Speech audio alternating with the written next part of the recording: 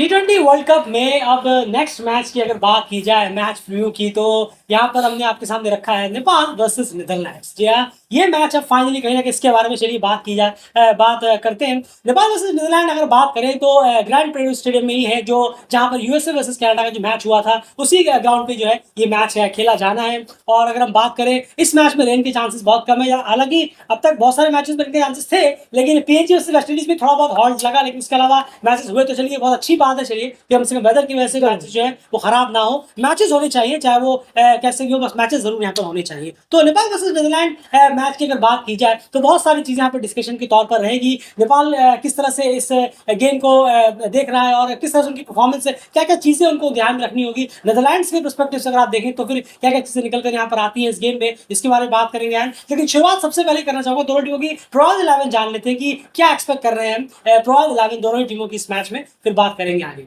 जरूर देखिए, अगर 11 की बात करें नेपाल की तो कुशल भुर्तेल, आसिफ शेख, रोहित पुड़ैल, कुशल कप्तान रोहित पुड़ैल, कुशल मल्ला, संदीप जोरा, दीपेंद्र सिंह हैरी, गुलशन झा, सोमपाल कामी, करण केसी, ललित राजवंशी, अविनाश बोहरा। ये प्रोबेबल 11 जो कि पहले मैच में नेपाल की होगी, ये दिल्ली क्रिकेट को लगता है। बिल्कुल, और यहाँ पर उम्मीद करेंगे कि दीपेंद्र सिंह हैरी जो है वो कंप्लीट तरह से फिट अप हो गए होंगे, क्योंकि अब वक्त है उनकी यहाँ पर उनकी टीम को जरूरत पड़ेगी यहाँ पर, तो डेफिनेटली प्लेइंग 11 में अपनी जगह बनाए तो बहुत ज्यादा बेहतर रहेगा। और उम्मीद भी है कि प्लेइंग 11 में वापसी यहाँ पर करते हुए नजर आएंगे। वही नीदरलैंड्स की बात की जाए तो नीदरलैंड्स का प्रोबेबल 11 आपको किस तरीके का नजर आता है, ऊपर से लेकर पहले प्लेयर से लेकर 11वें प्लेयर तक? जरूर, Maxwell out, Michael Levitt, Scott Edwards कप्तान और विकेट कीपर, और Engel Sybrand, Engelbrecht, Vikramjit Singh, वेस्जी Leede, Logan van Beek, Aryan Dutt, Vivian Kingma, Paul van Meekeren और टिम प्रिंजल। ये प्रोबेबल 11 है नीदरलैंड्स की। बिल्कुल, तो ये तो बात हो गई दोनों टीमों की प्रोबेबल 11 की कि क्या प्रोबेबल 11 कहीं ना कहीं एक्सपेक्ट कर रहे हैं। आप भी अब कमेंट बॉक्स में अपना जरूर रखिएगा कि क्या आप इसी दोनों टीमों के प्लेइंग 11 के साथ सहमत हैं या फिर आप कुछ आते चेंजेस यहाँ पर देखना चाहेंगे अपनी प्लेइंग 11 में, जरूर कमेंट बॉक्स में बताइएगा। चलिए अब बात करते हैं इस गेम के बारे में। सबसे पहले यहाँ हम बात करेंगे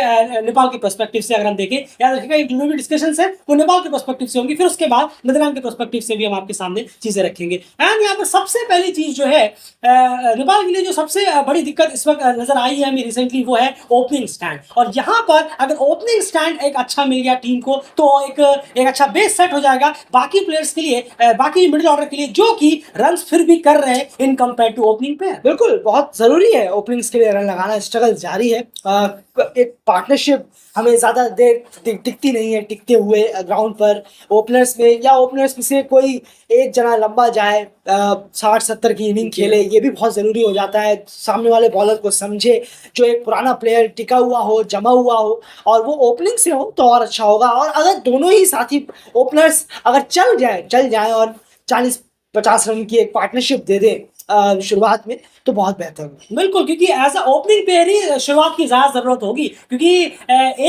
एक अगर लंबा जा भी रहे तो दूसरी तरफ से क्या है, विकेट्स लगातार गिरते रहते हैं। अगर शुरुआत में ही कम से कम 30-35-40 रन, कम से कम 40-45 रन की एक शुरुआत मिल जाए टीम को तो बहुत बेहतर रहेगा, और वो बहुत ही जरूरी रहेगा। ये वापस से कहेंगे कि ये बहुत इंपॉर्टेंट रहेगा। बाद में किसी भी प्लेयर ने कितने भी रन किए हो, लेकिन ओपनिंग स्टैंड अगर टीम को मिल जाए तो एक बहुत अच्छा बेस सेट हो जाएगा कि आप एक अच्छे स्कोर तक पहुंचने में कामयाब हो सकते हैं। फिर अगर आप चेस कर रहे हैं तो एक अच्छी शुरुआत टीम को मिल जाएगी। तो नेपाल के पर्सपेक्टिव से अगर हम देखें तो बहुत मस्ट रहेगा कि उन्हें एक अच्छी ओपनिंग शुरुआत जरूर मिलनी चाहिए कुशल और आसिफ के एज अ ओपनिंग प्लेयर से। और अगर इसमें से कोई एक प्लेयर, मिनिमम एक प्लेयर भी अगर लंबी इनिंग खेलने में कामयाब रहे तो टीम को बहुत ही फायदा होता हुआ यहाँ पर नजर आ सकता है।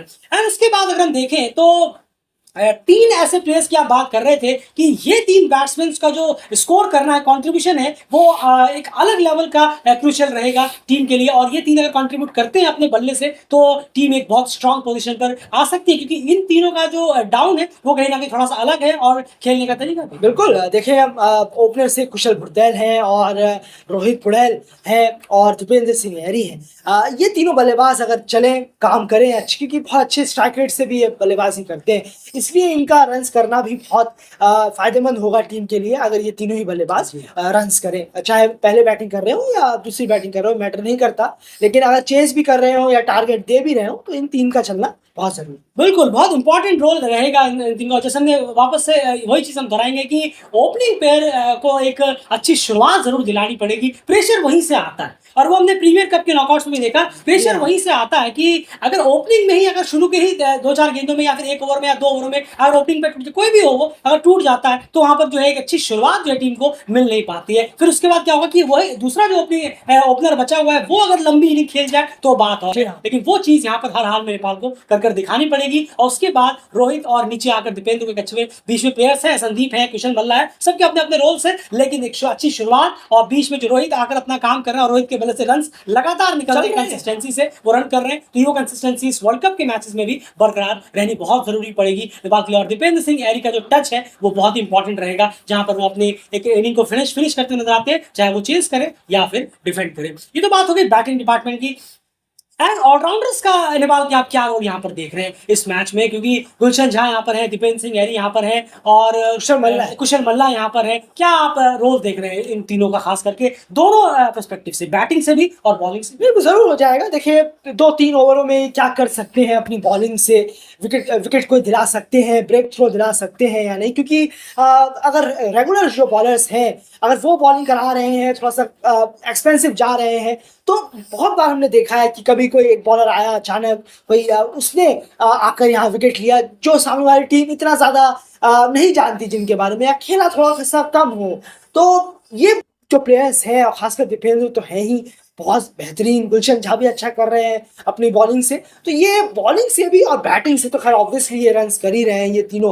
कुशल मल्ला को थोड़ा सा ध्यान देने की जरूरत है अपनी बैटिंग पर, खासकर रन्स करने की, आउट होने के तरीकों पर थोड़ा कंट्रोल करने की। अब ये सब इतने बड़े इवेंट में क्या हो पाएगा नहीं हो पाएगा वो तो अब मैच के डे पता चलेगा, लेकिन बचने की, कुशल मल्ला को खासकर बचने की जरूरत है अपना विकेट ज्यादा देने से। जी बिल्कुल सही कहा, ज्यादा फ्लो में जो बहते हुए हमें कुशल मल्ला नजर आते हैं वो, क्योंकि देखिए अब इतने वक्त तक जितनी भी गलतियां आपको करनी थी, जितना भी आपको सीखना था वो आपने किया, जी हाँ। क्योंकि 40 करीब मैचेस नेपाल ने इस साल खेले अगर आप देखें टाइम सीरीज से लेकर अब तक, तो जितना भी आपको यहाँ पर करना था, गलतियां की, गुंजाइश की, उससे आप सीखे नहीं सीखे वो आपको दिखाना है इस इवेंट पर। T20 वर्ल्ड कप में यहाँ पर आपको दिखाना है कि हाँ आपने इन 40 गेम से सीखा क्या और आप उसे एग्जीक्यूट आप किस तरह से यहाँ पर करते हुए नजर आएंगे। तो कुशल मल्ला का ये जो आपने एक शॉट लिया, उसके बाद फिर आप कहीं ना कहीं फ्लो में चले गए और फ्लो में अपना विकेट गवा दिया, इस चीजों से कहीं ना कहीं बचने की बहुत ज्यादा कुशल मल्ला को जरूरत पड़ेगी। अब इसके साथ साथ एक चीज और है, दो इंपॉर्टेंट चीज यहाँ पर नेपाल की बैटिंग के पर्सपेक्टिव से यहाँ पर कहेंगे, फिर बॉलिंग में चलेंगे। एंड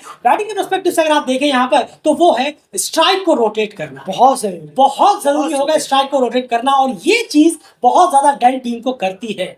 कई बार ये चीज ने नेपाल टीम की बैटिंग को डेंट किया है और बड़े इवेंट्स पर या फिर इंपॉर्टेंट मैचेस पर टीम जो है इसकी वजह से लेट डाउन हुई है बैटिंग की। क्यों? वो स्ट्राइक रोटेट करने में बिलीव ज्यादा नहीं रखते।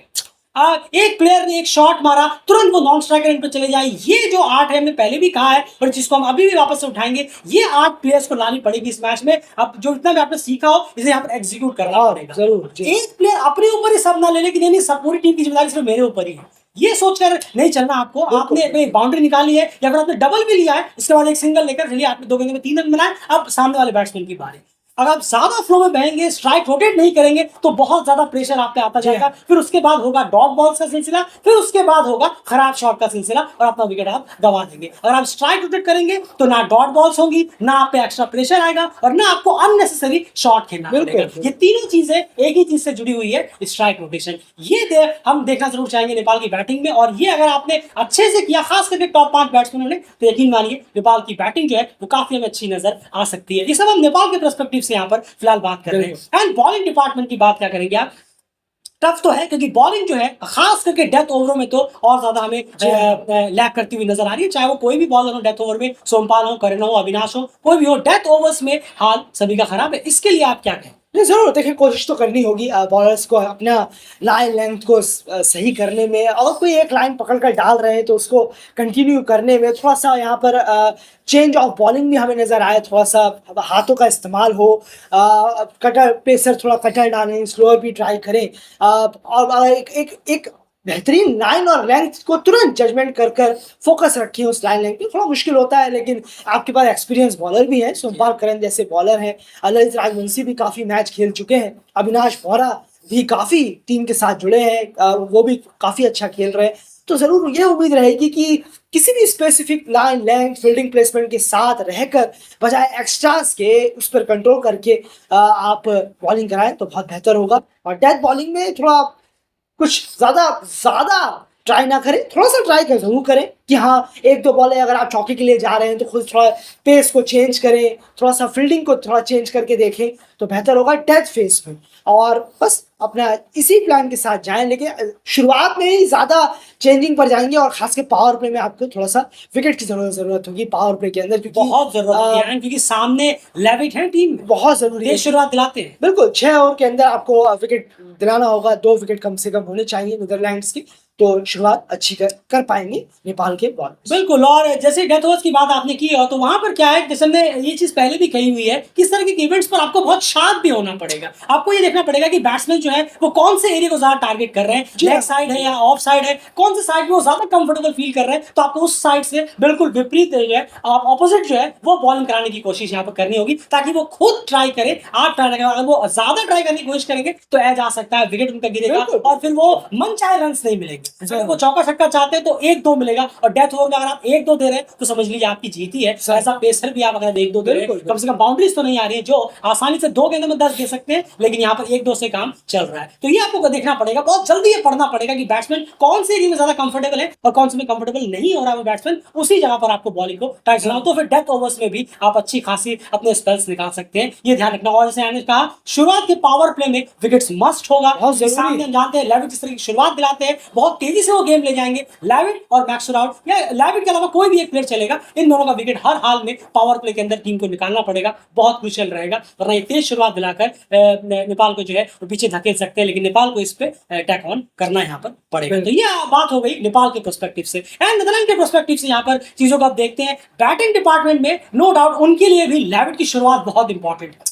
लेविट की शुरुआत नहीं मिल रही है, टीम लैग कर रही है। ये सिर्फ एक मैच की बात नहीं है, बहुत सारे मैचेस में हम देख रहे हैं T20I में इसी साल अगर आप पकड़ के चले तो लेविट की, उनके लिए भी लेविट की तरफ से शुरुआत, एक अच्छी शुरुआत 40, 45, 50 की उनके लिए बहुत जरूरी होगी। लेकिन उसके अलावा जो बैटिंग है उसमें वो कॉन्फिडेंस हमें उतना नजर नहीं आ रहा। नहीं बिल्कुल, बैट्समैन भी कर जरूर रहे हैं, लेकिन वो स्ट्राइक रेट उनकी बैटिंग में नजर नहीं आता। बिल्कुल सही कहा है आपने, उतना बेहतरीन बल्ले, उतनी ज्यादा एक कॉन्फिडेंट बॉल बैटिंग हमें नजर नहीं आ रही है। चाहे मैक्सवेल आउट हो, स्कॉट एडवर्ड्स हो, एंजल ब्रैच हो, विक्रमजीत सिंह हो, वेस्ले बैरिस्टी को भी ट्राई किया गया, वो भी बहुत ही ज्यादा एक बिलो एवरेज परफॉर्म कर रहे हैं।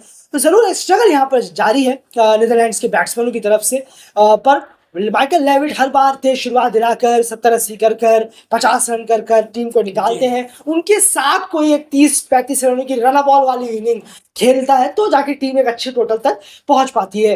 पर दिक्कत ये जरूर है कि साथ ही जो बल्लेबाज हैं वो उस स्ट्राइक रेट से, उस तेजी से बल्लेबाजी नहीं कर रहे हैं। स्कॉट एडवर्ड ने भी 25-30 रन किए तो वो भी रन बॉल बहुत स्ट्रगल कर, बिल्कुल। वेस्ट इंडीज ने भी अभी नीदरलैंड की उस टाई सीरीज में एक इनिंग में 30 ऑट किए थे, उन्होंने भी रन बॉल मारे। तो ये रन बॉल वाली इनिंग का कोई फायदा नहीं है। T20 क्रिकेट में अगर आप रन बॉल खेल रहे हैं, लेकिन आप बाद में अपने स्ट्राइक रेट को बढ़ाएं, वो हमें नीदरलैंड के बल्लेबाजों से अभी हाल फिलहाल में नेपाल ट्राई सीरीज से लेकर अब तक दिखा नहीं। बिल्कुल, और ये पैटर्न चल रहा है। सिर्फ एक मैच की बात होती तो अलग होता, क्योंकि आप नेपाल टाइम्स सीरीज को भी देखेंगे जो घर में हुई थी, वहां पर भी लेविट ने लगभग हर ही मैच में तेज शुरुआत दिलाई थी। वहां पर एक ही प्लेयर नीचे आकर चल रहे थे, साहब एंड एंजल ब्रैड तेज वहां पर तेज से खेल रहे थे, वरना बीच का हाल वहां पर भी यही था। आयरलैंड के खिलाफ ट्राई सीरीज हुई अभी स्कॉटलैंड, वहां पर भी हमें वही देखने को मिला। तो जो स्ट्राइक रेट है मिडिल ऑर्डर का नीदरलैंड्स के बैट्समैन का लेविट के अलावा, उससे थोड़ा सा उन्हें और बढ़ाना पड़ेगा। अगर आप 110 से कर रहे हैं तो 130 लेकर जाना है, और आप 120 से करते 140 लेकर जाना है। स्ट्राइक रेट को बढ़ाने की बहुत जरूरत है, क्योंकि बहुत ज्यादा प्रेशर हमें लेविट की इनिंग पर दिख रहा है। अरे लेविट चले तो अच्छा होगा, लेविट नहीं चले तो दिक्कत हो जा रही है टीम को। अब देखिए लेविट ने मेरे ख्याल से अभी आयरलैंड के खिलाफ एक मैच था जो 3 रन से हारा था, नीदरलैंड लास्ट मैच था, वहां पर लेविट ने 39 किए, उसके बावजूद भी टीम हार गई। शुरुआत अच्छी मिल गई थी फिर भी हार गई, क्योंकि नीचे के जो स्ट्राइक रेट के बल्लेबाज हैं वो इतना वक्त ले लेते हैं रन करने में, ओवर्स जो है बहुत तेज निकल जाता है। T20 में इतना वक्त कहाँ है कि आप संभलें, आप एक आध उधर आपने गलतियां की और आप मैच से आउट हो जाएंगे। तो इसका जो सॉल्यूशन है वो आपको क्या नजर आता है? इसका सॉल्यूशन क्या हो सकता है कि स्ट्राइक रेट को भी मेंटेन रखे और विकेट भी बचे? जरूर देखिए, ये सीधी सी बात है, अगर रन बॉल आप खेल रहे हैं सबसे बेहतरीन तरीका यही है। आप रन बॉल खेल चुके हैं, 20-25 बॉलों में आप 25 रन कर चुके हैं, उसके बाद अगर आप आउट होके जा रहे हैं खराब शॉट्स पर, वो आपकी गलती। यानी आपका कहने का मतलब है एक टारगेट रखना पड़ेगा जरूर कि मैं 20 बॉल तक रन बॉल खेलूंगा, उसके बाद मुझे एक्सीलरेट करना है। बिल्कुल, और ये सफर कर रहे हैं बहुत मेजर नहीं, और ये अचानक ठीक होते हुए या अचानक कुछ हो जाएगा, इसका क्रेडिट डे पे अगर आप देंगे तो वो एक नसीब है, एक लक है कि हाँ आप डे पे दे रहे हैं, पर as a performance, as a जो हमने देखा है सामने ऑन ग्राउंड, उस पर देखेंगे तो बहुत ज्यादा सफर कर रही है टीम, कि रन्स कर रहे हैं। ऐसा नहीं कि हम ये नहीं कह रहे कि बल्लेबाज रन नहीं कर रहे हैं, बिल्कुल कर रहे हैं, 25 रन 30 रन बना रहे हैं, बेस्ट लीड स्क्वाड एडवर्ट कर रहे हैं रन, लेकिन वो रन रना बॉल है, और यहाँ तो फिर भी एसोसिएट सामने है। बस लेकिन अगले 3 मैचों में तो इससे ज्यादा दिक्कत आ सकती है इस वजह से, सामने श्रीलंका, बांग्लादेश और साउथ अफ्रीका हो। बिल्कुल, तो अपने आप को थोड़ा सा जरूर करें, यही एक तरीका है। और अगर आप आते हैं धुआंधार खेलते हैं तो खेलिए, बिल्कुल T20 गेम है, अगर आपको वो सूट करता है तो। लेकिन अगर आप एक सिंसियर होकर खेलना चाहते हैं, तो थोड़ा सा टाइम लेना चाहते हैं तो लीजिए, कोई बात नहीं है, लेकिन टाइम नहीं ले सकते। T20 गेम है, 10 बॉलों में भी 40 रन पड़ सकते हैं यहाँ पर। अगर आप जम गए तो मारने का मादा भी रखिए, जो कि उन प्लेयरों में है लेकिन दिख नहीं रहा है फिलहाल। बिल्कुल सही कहा आपने कि जैसे कहते नहीं है कि एक इनिंग आप बिल्डअप कर रहे हैं 20 गेंदों में 20, 25 में 25, कोई बात नहीं, मैं लास्ट की 15 गेंदों में सब 40 मार के सब बराबर स्ट्राइक आउट कर दूंगा। लेकिन जैसे ही वो करना होता है प्लेयर्स आउट हो रहे हैं, यही दिक्कत नीदरलैंड्स में। अच्छी बॉल पर आउट नहीं हो रहे, जी हाँ, खुद देकर जा रहे हैं विकेट, ये भी एक प्रॉब्लम। बिल्कुल। और ये एक मैच की बात नहीं कर रहे हैं, ट्रांस सीरीज से लेकर यहाँ तक अभी तक ये देखने को मिला है। एंड अब चलेंगे सीधे बॉलिंग डिपार्टमेंट की तरफ। नीदरलैंड्स की बॉलिंग में आप क्या देख रहे हैं, पेसर और स्पिनर खास करके क्या रोल आप देख रहे हैं? किंगमा शुरुआत तो अच्छी करा रहे हैं, डेथ ओवर्स में उन्हें दिक्कत हो रही है। डेथ ओवर्स में कौन से पेसर को आप ज्यादा बिलीव दिखाना चाहेंगे नीदरलैंड्स के बजाय नई बॉल्स? जरूर देखिए, अभी अगर आप इस मैच को देखें नेपाल वर्सेस नीदरलैंड्स की, तो आप थोड़ा सा यहाँ बेटर दे सकते हैं नीदरलैंड्स की बॉलिंग को। पॉल वैन मैकरन आए हैं, विवेन किंगमा नई बॉल से जो स्विंग कराते हैं, उन्होंने नेपाल में भी कराया, नीदरलैंड अपने होम ग्राउंड में कराया, वो बहुत बड़ा एडवांटेज होगा, क्योंकि नेपाल के बैट्समैन जिस तरीके से, खासकर ओपनर्स जिस तरीके से अभी इस वक्त सफर कर रहे हैं, उस पर स्विंग अगर आ रही है सामने से तो और ज्यादा सफर करेंगे। तो प्रिंजर है जो कि बहुत अच्छे एक स्पिनर है, वो बहुत बेहतरीन स्पिनर है, वो भी काफी दिक्कत करेंगे। Aryan Dutt, Logan van Beek, उन्होंने अच्छा कराया था नीदरलैंड ट्राई सीरीज में बॉलिंग, तो बॉलिंग के लिहाज से थोड़ी बेहतर नजर आ रही है एज कंपेयर टू नेपाल। अगर हम देखें फर्स्ट मैच में, सिर्फ स्ट्रिक्टली इस मैच की बात करें। बिल्कुल सही कहा। एंड किंगमा और मैकरन कहीं ना कहीं थोड़े से और ज्यादा यहाँ पर टीम के लिए जो है बहुत ही प्रॉफिटेबल साबित हो सकते हैं इस तरह की फॉर्मेट में, क्या कहेंगे आप? क्योंकि मैकरन ने अच्छी बॉलिंग कराई है। बिल्कुल बिल्कुल, जरूर होंगे, स्पीड है उनके पास, स्पीड, लाइन, लेंथ सब है उनके पास, जरूर एक्सपीरियंस है, बहुत फायदेमंद होंगे लोगान वैन बीक। और मैकरन हमें शॉर्ट बॉल का इस्तेमाल करते हुए नजर आ सकते हैं, क्योंकि पिच में जो है बाउंस अच्छी है। यूएसए कनाडा की मैच में देखा, पिच में बाउंस अच्छी है, बॉल बहुत अच्छे से बल्ले पे आ रही है, तो मैकरन वगैरह जो है और लोगान वैन बीक जो है शॉर्ट बॉल्स का इस्तेमाल करते हुए नजर आ सकते हैं। करण खास करके, क्योंकि करण जो है पटकते हैं बॉल को, तो करण भी हमें शायद शॉर्ट बॉल का इस्तेमाल करते हुए जरूर जरूर करना चाहिए, और करना भी चाहिए, बिल्कुल करना चाहिए। और जब आपको पिच मिल रही है जो अच्छा कैरी कर रहा है बॉल, तो जरूर बाउंसर का इस्तेमाल करें। और बिल्कुल ऑब्वियसली ये जो नीदरलैंड्स के बॉलर हैं इन्हें भी ऑफ कोर्स करना चाहिए। और पर एक प्रिंजल से जरूर आप थोड़ा रहिएगा, थोड़ा सा यहाँ पर प्रिंजल एक बहुत बेहतरीन एक जॉइंट होंगे, क्योंकि साकिब जुल्फिकर भी है, उनको भी ले लिया गया है लेग स्पिनर पर, तो जरूर यहाँ कंसिडर करना चाहिए। लेकिन हमने जो हमें लगता है टीम प्रिंजल बैटिंग से भी कंट्रीब्यूशन कर सकते हैं, अच्छा कर सकते हैं आयरलैंड के खिलाफ। जी हाँ बिल्कुल, तो जरूर है बॉलिंग डिपार्टमेंट में थोड़ा सा बेटर नजर आ रही है एज कम्पेयर टू नेपाल, अगर हम बात करें। बिल्कुल सही कहा। तो ये दोनों के प्रोस्पेक्टिव से हमने आपके सामने चीजें रखी हैं, और बहुत ही इंटरेस्टिंग मैच यहाँ पर ये होने की उम्मीद है, नीदरलैंड वर्सेस नेपाल। और उम्मीद तो करेंगे कि बहुत जबरदस्त मैच का कम से कम हो, और यूएसए वर्सेस कनाडा जैसी हुआ कुछ उसी तरीके का हो, या उससे भी कॉन्टेस्टफुल हो, तो और ज्यादा मजा देगा। लेकिन जो कंसर्न्स रहे हैं या फिर जो स्ट्रेंथ टीम के पास रहे, वो भी हमने यहाँ पर रखे हैं। And 5 players at the end squad video conclude करते हैं, 5 प्लेयर्स नेपाल के, 5 प्लेयर्स नीदरलैंड के, जिनके ऊपर आपका पूरा बेट रहेगा कि हाँ ये प्लेयर्स जो है अगर चलते हैं तो जीत से इन्हें कोई नहीं रोक सकता। जरूर नेपाल के लिए कुशल बुर्दल, रोहित पुड़ैल, दीपेंद्र सिंह हैरी, सोमपाल कामी और ललित राजबरी सिंह, ये 5 प्लेयर अगर चले तो गारंटेड है कि नेपाल ये मैच अपने नाम कर लेगा। नीदरलैंड्स के लिए अगर बात करें तो माइकल लेविट, मैक्सो डाउट, और उसके बाद हम देखें बेस्ट लीड विवेन किंगमा और आर्यन दत्त, ये वो 5 प्लेयर हैं। टिम प्रेंजल को भी यहाँ हमारी नज़र ज़रूर बनी रहेगी उन पे, बहुत अच्छे एक स्पिनर होंगे, वो बार-बार ये डेलीगेट कह रहा है। पर ये 5 प्लेयर जो हैं, ये बहुत मेजर कंट्रीब्यूशन देंगे अगर जीत की बात करें। बिल्कुल, तो फिलहाल इस मैच रिव्यू में इतना ही। बाकी सारे अपडेट्स के लिए डेलीगेट के साथ जुड़े रहिए। डेलीगेट चैनल को सब्सक्राइब जरूर कर लीजिए, क्योंकि T20 वर्ल्ड कप की कवरेज यहाँ लगातार जारी है। बहुत सारे इंटरेस्टिंग अपडेट्स वगैरह हमने कंटेंट वगैरह कम्युनिटी में डाले हुए हैं, जाकर उन्हें भी एक बार जरूर सभी चेक करिए। बाकी सारी मैचेस के एनालिसिस भी सुनिए, क्योंकि आप ही के स्टेट्स के सारे मैचेस हैं। सारे मैचेस का एनालिसिस सुनिए, मैच रिव्यूज को आप सुनिए, और लगातार डेलीगेट चैनल को फॉलो करते रहिए और बनी रहिए। आपको क्या लगता है नीदरलैंड वर्सेस नेपाल मैच आखिर ये कौन जीतने वाला है? कमेंट बॉक्स में अपनी राय जरूर रखिए। प्लेइंग 11 आप क्या रखेंगे दोनों टीमों की, वो भी रखिए। और इस मैच प्रीव्यू में अगर आपको चीजें पसंद आई है, डिस्कशन पसंद आई है, तो वीडियो को लाइक करके आप शेयर जरूर। फिलहाल इस वीडियो में बाय।